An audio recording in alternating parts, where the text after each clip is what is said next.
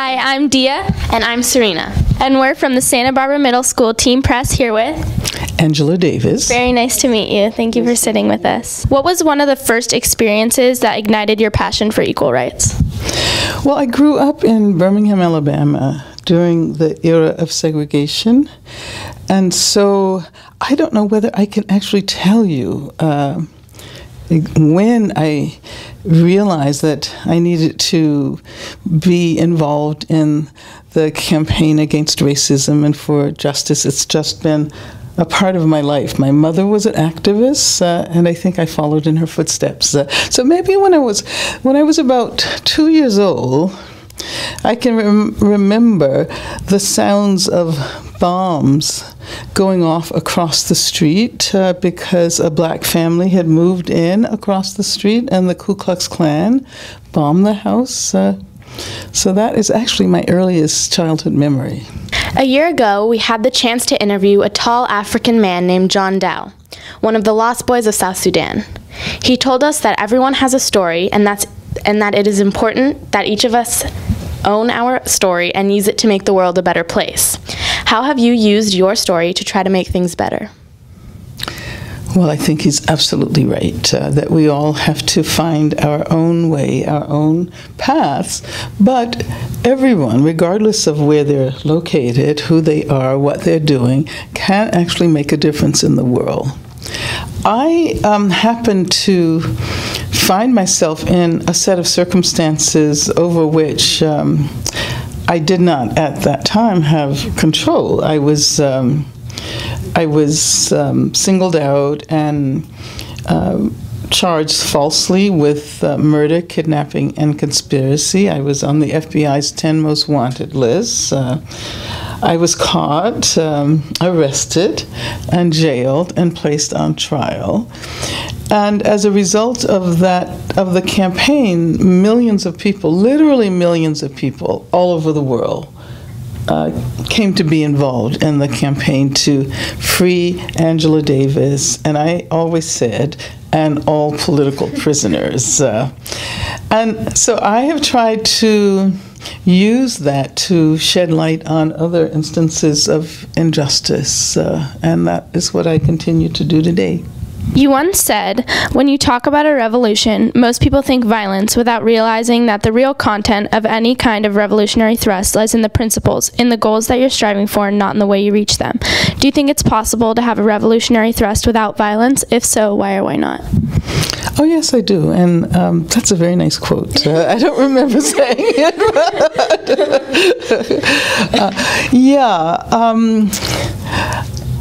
It seems to me that whenever there have been instances of violence used at the service of a revolution, it is because people are defending themselves and their right to make changes, progressive changes in the world.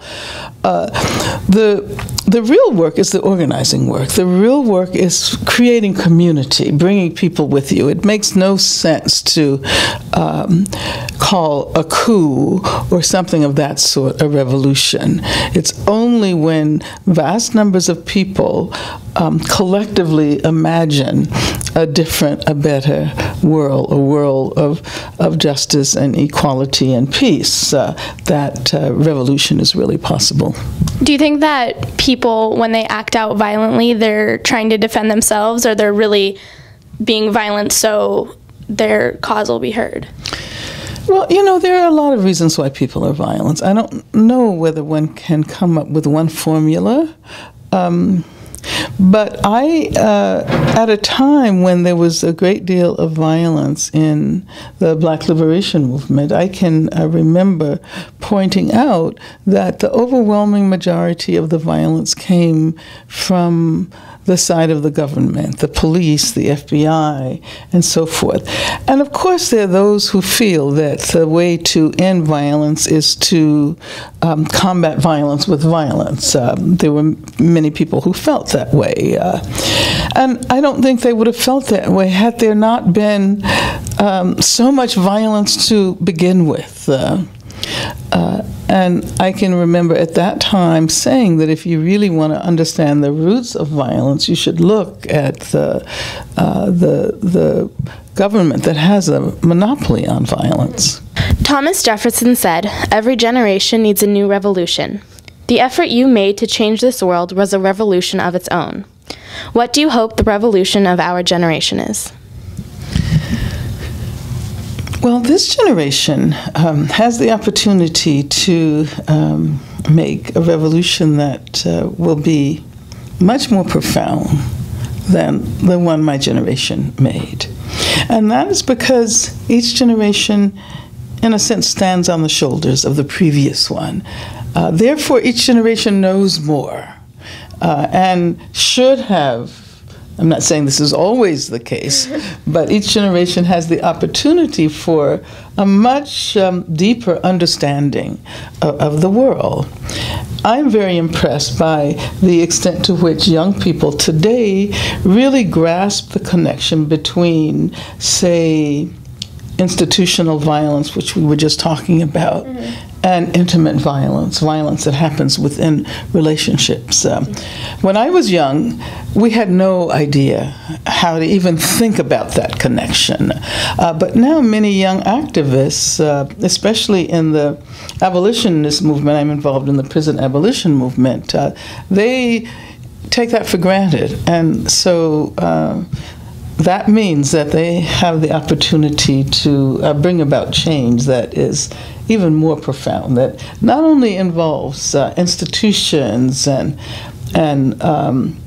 the external world, but that is also about our emotions and our inner life. People may or may not be innately terrible, but some people do terrible things. As we try to educate and care for people before they act out, how should we react when people do terrible things and are a threat to other human beings?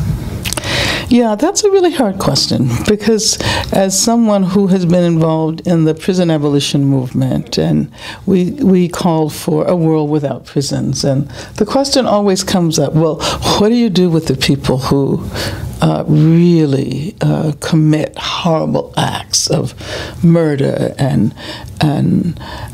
sexual assault and child molestation? And that's a very important question. My sense is that we don't really understand why people do such terrible things. And I want to understand it. I don't want to simply say, let's get rid of them. Let's just put them in prison. And so in prison, that violence gets reproduced there. And then if they get out, then they're probably even more violent than when they went in, and they pass it on to the next generation. So I want to stop that cycle. And I'm not sure exactly how that will happen, but I know it will not happen simply by saying that when someone does something terrible, just throw them away, put them in prison, forget about it. Because in doing that, we're forgetting about the problem, and we're not really trying to purge our societies of these terrible things. I think it will probably require a combination of a whole range of things. Of course, the kind of psychological attention that a person might need, but also understanding how we relate to the world, and how is it that, oftentimes people who are abused, particularly if they don't receive therapy, they might abuse someone else. So how do you stop that cycle? There's an organization called Generation 5, and what their argument is that it will take 5 generations. And the only way that we can stop abuse is by having people who have been abused work together with the abusers. And so that is what they're doing. That's a really innovative approach, and I think we need to be open to ideas that are actually really stifled when you assume that the only thing to be done is to put a person in prison. Mm-hmm. Would you say one of your solutions would be, like, depending on the crime, certain facilities for whatever they did? Well, I want us to stop thinking in those terms. I want us to think about solutions. And maybe that solution involves a facility. But I know that we cannot create a formula that will work for everyone. There are many people who have killed. They don't all kill for the same reasons. So if we want to figure out how to prevent that from happening, we can't use one formula, one solution. So I'm for a variety of strategies. What do you think it means to be a prisoner in today's world? Well, it means to be barred from participation in democratic life. As a matter of fact, it's very interesting that the prison itself was invented as punishment by a young democracy, namely the U.S., that conceived of punishment as a negation of all of those liberties that we are assumed to have in a democratic society. So in many ways, and I've said this many times before, imprisonment as punishment is a kind of democratic form of punishment because it's the other side of democracy. It's taking away people's rights. Now, we're challenging that, and we're arguing that, well, first of all, people who have spent time in prison for whatever reason do not need to be permanently divested of their right to participate, their right to vote. And as a matter of fact, the Attorney General, Eric Holder, just made a statement about the need to see to it that some 6 million people who can't vote because they've spent time in prison regain their democratic rights. But in some countries, countries in Europe, for example, people who are in prison actually vote. They have polls at prison. And so why shouldn't that be possible? So I think that we are beginning to recognize that the many of the ways that prisoners are treated are really egregious forms of injustice. The person who was my co-defendant when I was on trial in 1970, whose name is Rochelle McGee, has been in prison now more than 50 years. And most countries in the world, as terrible as one's acts might be, don't consider sentences longer than, say, 15 or 20 years. It's supposed to be a really, really long sentence. And we have people who've been in prison for 50, 60 years, literally all of their lives. We saw the interview with you and Nas where he talks about young African-American boys feeling like soldiers. We have interviewed child soldiers from Sierra Leone who have said they didn't want to give up fighting or their guns because those things give them the only power they have ever known. How do we as a country and as a world help change that attitude?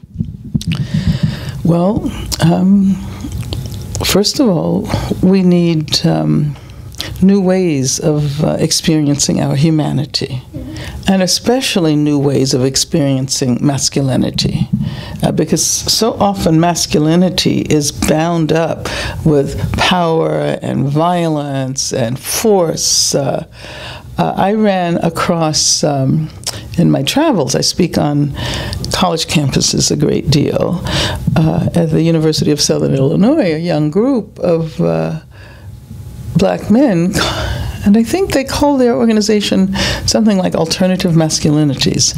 And these were young black men who were involved in the Women's Center, who were very much involved in sexual assault campaigns, who did rape crisis calls, who man the calls, the telephone, so to speak, and who did all kinds of work that one would not imagine young men is doing. And so I think we have to be really creative. They're being really creative in arguing that there are many ways in which you can express masculinity. There's not one formula. And what is most important for young men is to recognize that they have a special role in getting rid of gender violence, violence against women, not only violence against women, but violence against children and violence within same-sex couples as well. You stand for gun control, and you say you want to take guns away, not only from everyone, but from the police. What do you hope that will accomplish? Well, I think that today, if we got rid of all of the guns in this country and in the world, it would force us to find other ways of resolving differences. There are now something like 300 million guns in the hands of civilians in the U.S. That's almost one gun per person. Yeah. And, you know, that's so absurd. If you look at the restorative justice methods that are based on finding ways of talking through and working through problems, and I think that that might give us an idea of how to resolve differences and problems, however horrendous they might be, without having to resort to guns. And you had purchased a gun because you felt that your life might have been in danger. What would you have used if a gun was not available? Well, that was a different time. Mm-hmm. It was a different time, a different era. And as I've pointed out many times, my father had guns because we were often threatened by the Ku Klux Klan. And at that time, it was important to assert the right to self-defense. But that was a different era. There weren't 300 million guns around. We hadn't experienced the horrendous violence that we can see in the world today. And so today, I would say definitely, let us get rid of guns. In those days, it would have been good. And as a matter of fact, we were talking about a kind of gun control that I can remember then that we were talking about disarming the police. Because most of the guns were in the hands of the police and the army and so forth. And we were actually speculating about what it would mean if they did not have guns. You said being radical is grasping the root of things. We spend more money on prisons than schools. How would you grasp the roots of our educational system and change them? Well, actually, it's interesting. In my graduate seminar today, we're going to be talking about that very issue because today we begin the section on education. First of all, I think we have to almost start all over again, particularly when you look at schools that are located in poor communities, communities of color, schools from elementary schools up to high school that place more emphasis on discipline and on testing. To me, discipline and testing go together, and neither one is really about learning. I would like to see if we can figure out how to create a sense in children that that knowledge opens up new worlds. How can we help to create a passion for learning? You know, how can we create schools where kids are impatient just to get to school because they know that it's creating new universes for them. And that would be true all the way up through the university, because nowadays people think so much about professionalization and about education as a commodity that they don't really think about it as forming themselves as human beings.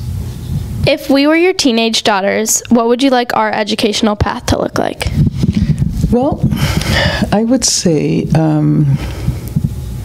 discover what you're really passionate about. Don't assume that you have to subordinate your education to some future idea of what you think your career should be. This is the only period in your lives, middle school, high school, college, maybe graduate school, where you will be able to spend most of your time learning. Mm-hmm. And take advantage of that. Enjoy it. And then there will be time to decide what you want to do with that knowledge, and how you want to develop your career. But I do think that whatever you decide to do, you can always make a difference in the world, regardless whether you become a scientist, whether you become an educator, whether you, even if you work in the business world, you could always figure out how to make a difference in the world. You said you get excited working with young people and that you enjoy remembering what it was like not to know so much. What do you mean by that? Well, most people assume that that wisdom is a great thing, and it is. It is. But I've discovered that in the process of becoming wise, one also has to lose a certain sense of excitement about the unknown, because one has accumulated so many experiences. One is less likely to take a leap out into the unknown, and I think young people do that, and that is why revolutions are made by young people. If one looks at the first campaign to elect Barack Obama, we don't have to talk about the problems and the issues today, but there were those who said it's not possible to elect a black man. And even most people in black communities across the country thought he was not electable, so they were going with Hillary. But there were young people who were saying, yes, we can do this, and they didn't give up. And it created one of the most amazing victories. You're probably a little too young to remember what it felt like after he was elected in 2008, but there was euphoria, there was collective euphoria, literally all around the world. And it was young people who said that we can do this, we will not give up, this is possible. And then people afterwards said, we didn't think this would happen in our lifetimes. We didn't think it was possible. So it was the impossible. But because there were those who refused to believe that the impossible wasn't possible, we got to experience that amazing moment. It was just Mother's Day. If you could have spent Sunday taking your mom someplace special where just the two of you could talk, where would you take her? Well, I love to take long walks in the country, and my mother is no longer with me, but we used to take long walks on trails in the woods, and I probably would have done that. I probably would have taken a walk and had a really nice conversation, and then maybe a picnic. What would you have talked to her about? I think I would have talked to her about all of the ways that I am like her, that I refuse to recognize for so long. Because I always thought I was rebelling against her, which I was, and actually that was a good thing. But it took me a very long time to realize that in my work as an activist, I'm following in her footsteps. Our school's theme this year is The Power of Story, What's Your Verse? You have a very powerful story. What do you hope your verse is that you leave with us? Well, always say when people ask me what I hope my legacy will be, that I'm not so concerned about an individual legacy, because all of the work I've done has been always together with others. And so I would like that collective legacy to be an awareness of the fact that no matter how great the problems are, no matter how insurmountable the odds might appear, that if we come together and if we cement the bonds among us and build strong communities of struggle, we can always win. That would be my legacy, my collective legacy. Thank you so much. Thank you. Thank you.